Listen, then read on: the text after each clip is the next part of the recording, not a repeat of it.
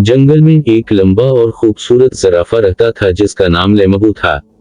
लेमबू अपनी नरम तबीयत और नरम दिल की वजह से दूर दूर तक जाना जाता था। एक दिन जब लेमबू जंगल में घूम रहा था, उसने एक गिरे हुए दरख्त के तने से ठोकर खाई और इत्तेफाक से दूसरे जानवरों की तरफ से अपनी दावत के लिए जमा किए गए फलों के ढेर से टकरा गया।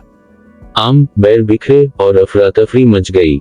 लेमबू ने घबराने या उंगलियां उठाने के बजाय एक गहरा सांस लिया और अपनी गलती तस्लीम कर ली। मैं बहुत माजरत ख्वाह हूं दोस्तों, ये मेरी गलती थी, उसने अफसोस से अपनी लंबी गर्दन झुकाए हुए कहा। दूसरे जानवर लेमबू की ईमानदारी पर हैरान थे। इन्हें नजर या इल्जाम की तवक्को थी, लेकिन लेमबू के खुलूस ने उनके दिलों को छू लिया। बगैर किसी हिचकिचाहट के लेमबू ने जो गंदगी पैदा की थी इसे साफ करने में मदद करना शुरू कर दी। इसने अपनी लंबी गर्दन का इस्तेमाल ऊंची शाखों तक पहुंचने के लिए और अपने खरों को फल जमा करने के लिए इस्तेमाल किया।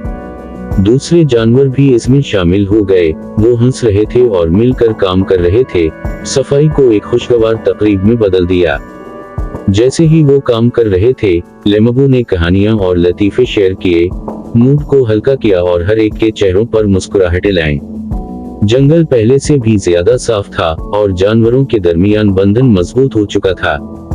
इस दिन से लेमबू जंगल में ईमानदारी और जिम्मेदारी की अलामत बन गया। जब भी किसी से कोई गलती हुई, वो लेमबू की मिसाल को याद करते थे। और इस तरह लेमबू जिराफ की कहानी ने सबको याद दिलाया कि गलतियां होती हैं, लेकिन हम उनको कैसे हैंडल करते हैं जो वाकई अहम है। ईमानदारी, आजिज़ी और चीजों को दुरुस्त करने की आमादगी यहाँ तक कि बड़ी खराबियों को भी तरक्की और इत्तेहाद के मौके में बदल सकती है।